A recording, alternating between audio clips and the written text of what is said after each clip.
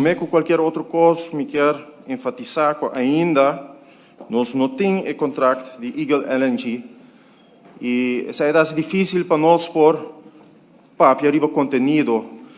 Pero anyways, nós atendemos hope enquanto integridade e especialmente enquanto corrupção ave.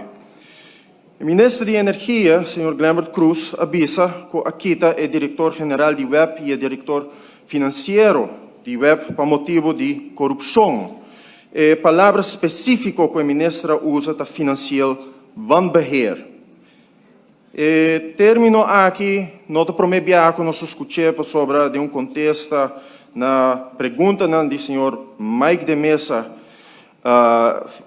contestação fecha 16 de agosto de aqui, nosso primeiro-ministro também avisa que o diretor aqui a comitê financeiro wanbeheer.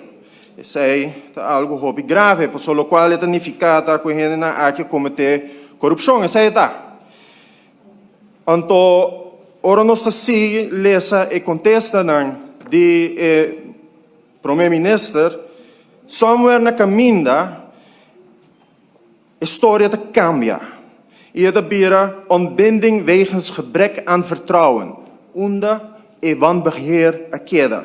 Nós seguimos lesa o documento, então ainda a história te sigue cambia, por isso te avisa que o consejero na legal avisa o seguinte, Paco é diretor na aqui. Beide adviezen luiden derhalve om in deze zaken te kiezen voor een schikking. Ou seja, que vai começar na acusação de corrupção e vai end up na lo qual de facto está golden handshake com hush money. Isso aí está lo qual está.